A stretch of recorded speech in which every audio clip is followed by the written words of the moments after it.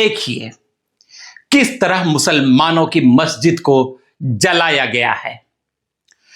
मुसलमानों के घर को भी आग लगा दी गई है। मुस्लिमों के साथ मारपीट की गई और उनको भगा दिया गया। मुसलमानों को कहा जा रहा है, बोलो जय श्री राम, नहीं तो उतार दिए जाओगे मौत के घाट। सवाल है, ऐसा क्यों हुआ, किसने किया और कहां किया? मेरा नाम है शील शुक्ला। आप देख रहे हैं विजडम इंडिया न्यूज चैनल पर प्रोग्राम न्यूज ब्रेकडाउन। वीडियो पूरा देखिएगा, तभी आपको सब कुछ समझ में आएगा। वीडियो के अंत में होगा एक बड़ा खुलासा। अगर आपको मेरा यह कार्यक्रम पसंद आए तभी आप इस चैनल को सब्सक्राइब और वीडियो को लाइक कीजिएगा। नेपाल में एक जगह है सुनसरी, वहां पर हिंदुओं की कांवड़ यात्रा निकल रही थी। बोल बम के नारे लग रहे थे। डीजे और लाउड स्पीकर पूरी तेज आवाज के साथ बज रहे थे। इस पर मुस्लिम समुदाय की ओर से आपत्ति जताई गई। बात बढ़ते बढ़ते पथराव और मारपीट तक आ गई। इस हिंसक झड़प और पुलिस की गोलीबारी में 3 हिंदुओं की मौत हो गई। फिर क्या, हिंदूवादी संगठनों का गुस्सा पूरे नेपाल में फूट पड़ा। यह मुद्दा पूरे नेपाल में इस तरह से फैला कि हिंदूवादी संगठनों ने मुस्लिमों के मस्जिद में आग लगा दी और उनके घरों को फूंक डाला। यह तो रहा सिक्के का एक पहलू। अब जरा दूसरा पहलू भी देखिए। अभी तक नेपाल के 5% मुस्लिम 95% माने 95% हिंदुओं के साथ मिलजुल कर रहते थे। लेकिन अचानक नेपाल में मुस्लिमों की संख्या बढ़ने लगी। मुस्लिमों की बढ़ती ये जनसंख्या नेपाल के लिए एक बड़ा सवाल था। आखिर नेपाल में मुस्लिमों की उग्रता और उनकी जनसंख्या अचानक क्यों बढ़ने लगी थी? पिछले कुछ समय से नेपाल में हिंदू और मुस्लिम की दुश्मनी लगातार बढ़ती ही जा रही है और यह सब कुछ भी अचानक ही हुआ है। अब आप असली कहानी को समझिए। नेपाल में एक जगह है नेपालगंज। वहां के एक युवक ने इस्लाम के पैगंबर मोहम्मद साहब और मुस्लिम समाज के रीति रिवाजों के खिलाफ आपत्तिजनक भाषा में, मतलब बहुत ही खराब भाषा में, मोहम्मद साहब और मुस्लिम समाज को बहुत गलत बोला था। जवाब में नेपाल का मुस्लिम समुदाय भी सड़कों पर उतर आया। मुस्लिम समुदाय ने सड़कों पर टायर जलाया, चक्का जाम किया। सोशल मीडिया में मोहम्मद साहब के खिलाफ आपत्तिजनक टिप्पणी करने वाले युवक को गिरफ्तार करने की मांग की गई। और इस बिगड़ते हुए माहौल को देख करके नेपाल की पुलिस ने उस युवक को, जिसने आपत्तिजनक पोस्ट किया था मोहम्मद साहब के खिलाफ, उसको गिरफ्तार भी कर लिया। अब नेपाल की सड़कों के साथ साथ सोशल मीडिया पर भी हिंदू मुस्लिम की यह जंग छिड़ चुकी थी और यह लड़ाई अब बंद होने का नाम नहीं ले रही थी।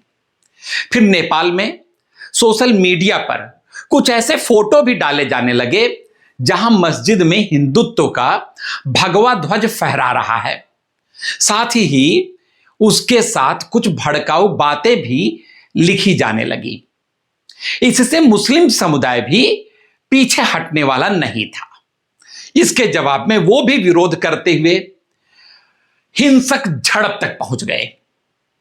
कई बार तो हालात इतने बिगड़ गए कि हालात को कंट्रोल करने के लिए, नियंत्रित करने के लिए पुलिस प्रशासन को पुलिस लाठी चार्ज तक करना पड़ा। नेपालगंज, वीरगंज, सिराहा आदि स्थानों पर कर्फ्यू तक लगाना पड़ा। इतना ही नहीं, कई बार हिंदू मुसलमानों का टकराव इतना बढ़ गया कि नेपाल सरकार ने social media platforms YouTube, Facebook, Instagram और एक्स सहित 26 सोशल मीडिया प्लेटफॉर्म्स को अस्थायी रूप से ब्लॉक कर दिया था, ताकि हिंदू मुसलमान की आपसी दुश्मनी वैमनस्यता को रोका जा सके। नेपाल की जनता को इस दौरान एक बात तो समझ में आने लगी कि शरारती मुस्लिमों की संख्या अचानक नेपाल में क्यों बढ़ रही है। यह अचानक इस तरह के उपद्रवी मुस्लिम नेपाल में कहां से आ गए। अब नेपाल प्रशासन और जनता को यह संदेह भी होने लगा कि कहीं न कहीं से तो मुस्लिमों की नेपाल में अवैध तरीके से घुसपैठ बढ़ रही है। देखा गया कि मुस्लिमों की यह जनसंख्या अधिकतर नेपाल के सीमावर्ती जिलों जैसे नेपालगंज, वीरगंज, सुनसरी, सप्तसरी, सिराहा और परसा में बढ़ रही है। और जहां पर मुस्लिमों की जनसंख्या बढ़ रही है, उन्हीं जगहों पर यह ज्यादातर हिंसा की भी वारदातें वहीं पर हो रही हैं। इंडिया टुडे में छपी एक रिपोर्ट के मुताबिक नेपाल की खुफिया और सुरक्षा एजेंसियों ने खोजबीन की तो पता चला कि नेपाल में सांप्रदायिक माहौल बिगाड़ने के पीछे पाकिस्तान के खुफिया एजेंसी आईएसआई के एजेंट्स और घुसपैठ से आए हुए मौलवियों का बहुत बड़ा हाथ है। और इन्हीं की सह पर म्यांमार से रोहिंग्या मुसलमान, बांग्लादेशी मुसलमान और पाकिस्तानी मुसलमान अवैध तरीके से नेपाल में घुसपैठ करके पहुंच गए। नेपाल में मुसलमान आबादी बढ़ाने का इनका तरीका भी बड़ा स्पेशल था, बहुत ही विशेष तरीका था। इसको समझिए, मुस्लिम में एक धर्म समूह है तबलीगी। ये तबलीगी नेपाल के जो सीमावर्ती इलाके रहते थे वहां पर बड़े बड़े इज्तिमा मतलब होता है धार्मिक समारोह करते थे। धर्म से, इस्लाम धर्म से जुड़े हुए बड़े बड़े प्रोग्राम्स करते थे। और इन प्रोग्राम्स में शामिल होने के लिए म्यांमार से रोहिंग्या चले आते थे, बांग्लादेश से कुछ लोग चले आते थे, जो बांग्लादेशी मुस्लिम थे वो चले आते थे। पाकिस्तानी मुसलमान इन्हीं प्रोग्राम्स में शामिल होने के नाम पर नेपाल में घुस आते थे।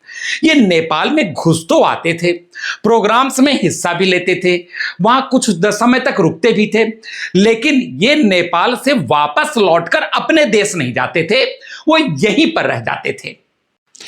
और नेपाल के बाहर से आए हुए ये मुसलमान जो यहां पर रुक जाते थे, रहने लगते थे, वो खाली रह ही नहीं जाते थे, बल्कि वो और उनसे जुड़े हुए कुछ इस्लाम के धर्म गुरु नेपाल के स्थानीय लोगों को धर्म परिवर्तन करने के लिए प्रेरित करते थे। और जो कुछ गरीब नागरिक होते थे नेपाल के, उनको धर्म भी परिवर्तन करवा देते थे।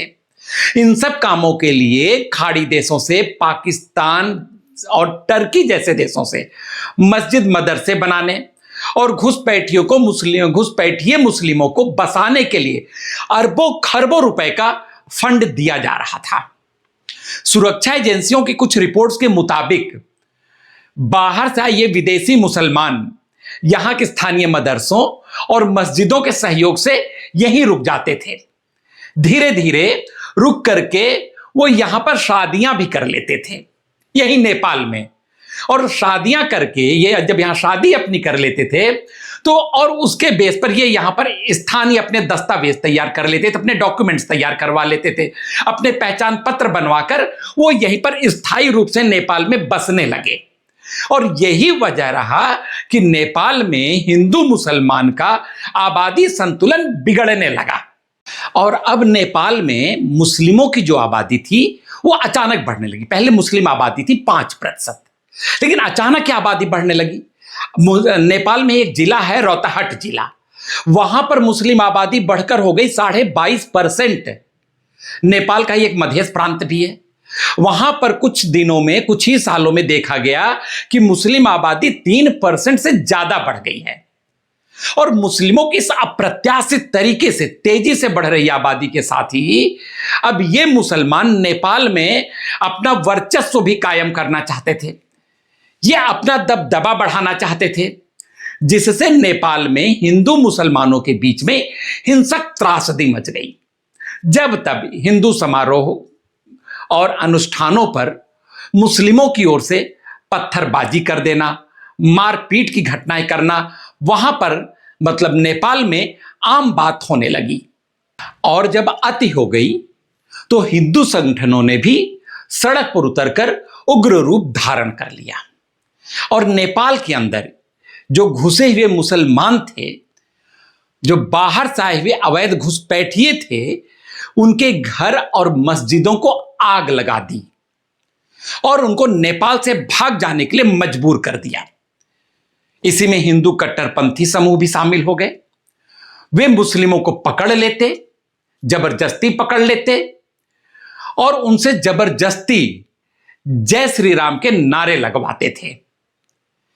हिंदू संगठन लगातार बाहर से आए इन मुसलमानों के खिलाफ विरोध प्रदर्शन कर रहे हैं।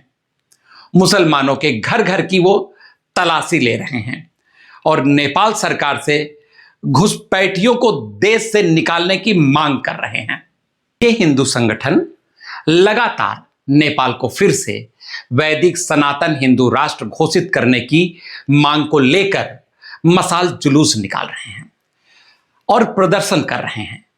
नेपाल के राष्ट्रीय एकता दल और इसी तरह के अन्य हिंदूवादी संगठन नेपाल में मुस्लिम आरक्षण को समाप्त करने और नेपाल मुस्लिम आयोग को भंग करने की मांग को लेकर आमरण अनशन कर रहे हैं और उग्र प्रदर्शन कर रहे हैं। यद्यपि नेपाल के प्रधानमंत्री बालेन्द्र शाह और राष्ट्रपति रामचंद्र पौडेल ने दोनों समुदायों से शांति और धैर्य बनाए रखने की अपील की ताकि देश की धर्मनिरपेक्षता बनी रहे। इसी दौरान अन्य नेपाली राजनीतिक दल और कुछ मुस्लिम सांसदों ने भी शांति की अपील करते हुए वहां के स्थानीय और स्थायी मुस्लिम निवासियों को आश्वस्त किया और उनको बताया कि इस विवाद और हिंसा का कारण बाहरी तत्व हैं, मतलब न कि सदियों से साथ रह रहे स्थानीय नागरिक। उनके कहने का मतलब था कि जिन मुसलमानों को नेपाल से भगाया जा रहा है वे नेपाल के पहले से रह रहे स्थानीय मुसलमान नहीं हैं, बल्कि ये वो घुसपैठिए मुसलमान हैं जो बाहरी देशों से नेपाल में आए हैं। लेकिन फिर भी नेपाल में अवैध तरीके से घुसे ये मुसलमान इतना डर गए हैं कि ये अवैध घुसपैठिए मुसलमान अपना सामान समेटकर भारत की खुली सीमा की ओर भागने की फिराक में हैं।